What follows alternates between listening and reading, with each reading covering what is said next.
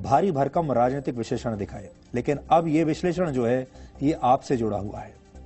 समाजवादी चिंतक राम मनोहर लोहिया अपने भाषणों में अक्सर ये सवाल उठाते थे कि हमारी दुनिया में गोरे रंग को इतना महत्व क्यों दिया जाता है। हालांकि उन्होंने इसका कोई निश्चित जवाब नहीं दिया था, लेकिन ऐसा कहा जाता है कि मानव सभ्यता के इतिहास में शासन करने वालों का रंग हमेशा गोरा ही रहा है। अगर शासन करने वालों का रंग गोरा ना होकर सांवला होता तो हो सकता है आपको भी गोरा नहीं बल्कि सांवला रंग ज्यादा अच्छा लगता। आज हम भारतीय समाज के डीएनए में बसे गोरे रंग के गुमान का सामाजिक और वैज्ञानिक विश्लेषण करेंगे। हमारे समाज में गोरे रंग को हमेशा ही श्रेष्ठता के भाव से देखा गया है। गोरा रंग समृद्धि, वैभव और ताकत का प्रतीक माना गया है। यहां तक कि ईश्वर की आराधना करते हुए भी हम मंत्रों के जरिए उनके जिस वर्ण या रंग की कल्पना करते हैं वो रंग गोरा ही माना जाता है। भगवान शिव की पूजा जिस मंत्र से शुरू होती है उसके शुरुआती शब्द हैं कर्पूर गौरम करुणा वतारम। इसका मतलब यह हुआ कि कपूर के समान गोरे रंग वाले भगवान शिव को हमारा प्रणाम है। यानी इस गोरे रंग का हमारे धर्म शास्त्रों में, फिल्मों में, साहित्य में, सबसे बढ़कर समाज में हमेशा से प्रभुत्व रहा है। लेकिन आज हम आपको ऐसी 2 रिपोर्ट्स दिखाएंगे जिससे आपको पता चलेगा कि आपकी त्वचा के लिए फेयरनेस की सारी क्रीम लवली नहीं होती। पहली रिपोर्ट यह कहती है कि आपको गोरा बनाने का दावा करने वाली क्रीम में आपके स्वास्थ्य को बिगाड़ने वाला जहर मिला हुआ है और यह जहर पाकिस्तान में तैयार हुआ है। जबकि दूसरी रिपोर्ट से यह खुलासा हुआ है कि विज्ञापनों में आपका रंग निखारने की घोषणा करने वाली स्किन व्हाइटनिंग क्रीम आपका रंग बिगाड़ रही है और आपको जिंदगी भर के लिए बीमार भी बना रही हैं और शायद आपको पता ही नहीं। इस विश्लेषण को आगे बढ़ाने से पहले हम आपको 1980 के दशक में लेकर चलेंगे। पहले आप ये विज्ञापन देखिए। ये विज्ञापन आपको अपने घर के बड़े बुजुर्गों की याद दिलाएगा। आपको इस बात का एहसास कराएगा कि हमें अपनी जड़ों को, अपनी संस्कृति को कभी नहीं भूलना चाहिए। आप इस विज्ञापन को देखते हुए नॉस्टैल्जिक भी हो सकते हैं, अपनी बीते दिनों की यादों में खो सकते हैं। लेकिन आपको जिस बात पर ध्यान देना है वो ये कि कैसे इस विज्ञापन में आपको भावुक बनाकर गोरेपन के क्रीम का विज्ञापन दिखाया जा रहा है।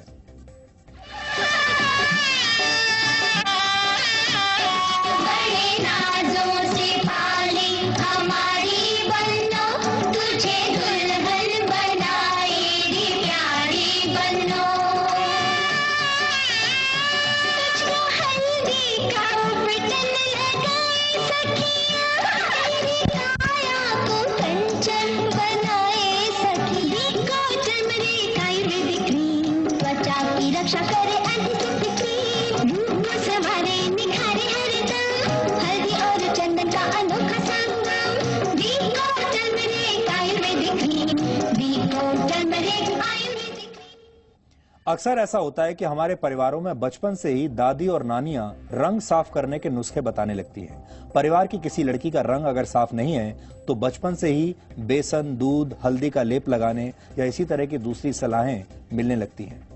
एक और बात हम आपको बता दें, अभी हमने आपको जो विज्ञापन दिखाया उस प्रोडक्ट का हमारे इस खबर से कोई संबंध नहीं है।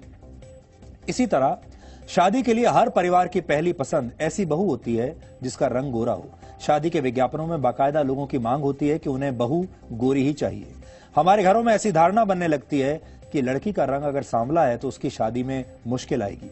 गोरे रंग की यह चाहत कैसे बाजार के बहुत बड़े तंत्र को मदद करती है हमें इसका पता भी नहीं चलता। जबकि हकीकत यह है कि जिस रंग के साथ हम पैदा हुए उसी रंग के साथ विदाई ही जीवन की आखिरी सच्चाई है। इसलिए आज सबसे पहले हम आपको वो रिपोर्ट दिखाएंगे जो आपको आगाह करेगी कि गोरेपन के सपने के पीछे आंखें बंद करके और अपना दिमाग बंद करके मत भागिए। गोरे रंग पे न इतना गुमान कर, गोरे रंग का गुमान हो, गोरे गोरे मुखड़े पे काला काला चश्मा, या गोरे गोरे मुखड़े पे काला काला चश्मा। 10 साल दिन रात साबुन से घस कर नहाएगा ना तो भी ये गोरा रंग नहीं मिलेगा, समझा?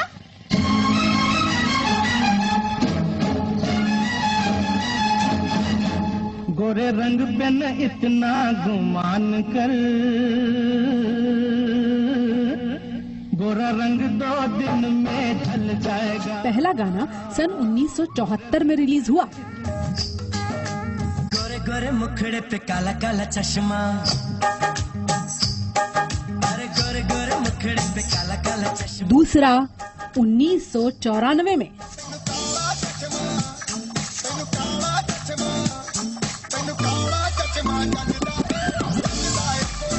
और तीसरा अभी की जनरेशन वाई के जमाने में यानी 2016 में।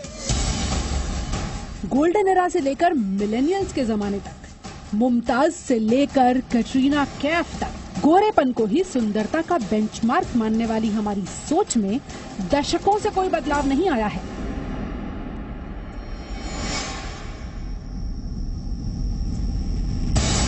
इसी सोच का नतीजा है fairness creams, skin lightening creams और गोरेपन का इतना बड़ा बाजार।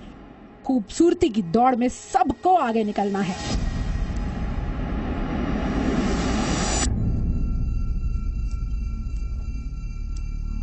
किसी को दूसरे से ज्यादा गोरा दिखने की चाह है तो किसी को जवान दिखने की तमन्ना।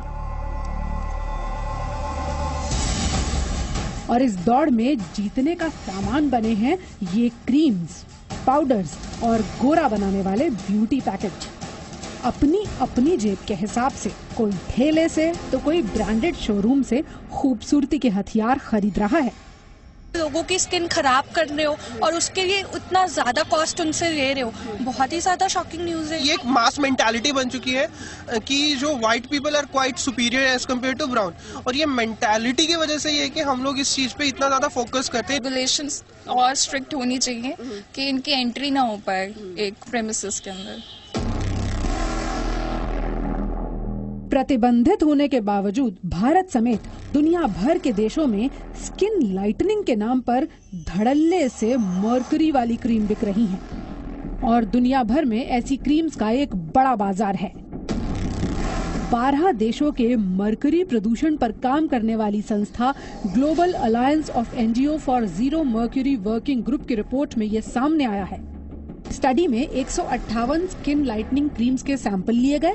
इनमें से 95 सैंपल्स में मर्करी की मात्रा 40 ppm यानी पार्ट्स पर मिलियन से लेकर 1,13,000 ppm तक पाई गई। स्टडी के मुताबिक अधिकतर प्रोडक्ट्स एशिया में बनाए जा रहे हैं। इनमें से पाकिस्तान की 62%, थाईलैंड की 19% और चीन की 13% की हिस्सेदारी है। जो फेयरनेस क्रीम जिसको बोलते हैं, जो बहुत ही ज्यादा पॉपुलर हैं हमारे देश में, उसमें इसकी मात्रा ऑलमोस्ट नहीं होनी चाहिए। इसमें ऐड नहीं कर सकते मर्करी, और इसमें सब ब्रांड्स वो थी जो कि पूरे देश में बिक रही थी और ग्लोबली बिकती है ये सब ब्रांड्स, और हमने पाया कि इसमें मर्करी की मात्रा बहुत ज्यादा थी। अब आपको ये बताते हैं कि मर्करी से गोरेपन का क्या रिश्ता है। मर्करी त्वचा में मेलानिन का बनना रोक देता है। मेलानिन सांवले या गहरे रंग के लिए जिम्मेदार होता है। मेलानिन कम बने तो रंग गोरा हो सकता है, लेकिन मर्करी एक तरह का न्यूरोटॉक्सिन है जो किडनी, लिवर और गर्भ में पल रहे बच्चे को नुकसान पहुंचा सकता है। रिसर्च में पाया गया है कि मर्करी यानी पारा शरीर में जाने पर कैंसर की वजह भी बन सकता है। मर्करी की कुछ मात्रा वातावरण यानी मिट्टी और पानी में मौजूद होती है। इसीलिए भारत, अमेरिका और जर्मनी जैसे देशों में सौंदर्य प्रसाधनों में 1 ppm तक मर्करी के इस्तेमाल की मंजूरी है। इसी वर्ष दिल्ली के अखिल भारतीय आयुर्विज्ञान संस्थान यानी एम्स के स्किन डिपार्टमेंट में आने वाले 106 मरीजों पर एक स्टडी की गई। स्टडी के नतीजों ने डॉक्टरों को भी हैरान कर दिया।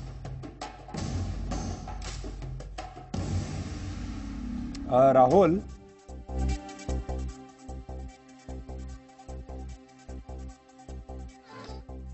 पचास % से ज्यादा मरीज ऐसे निकले जो किसी न किसी कॉस्मेटिक्स की वजह से त्वचा की बीमारियों के शिकार हो गए थे।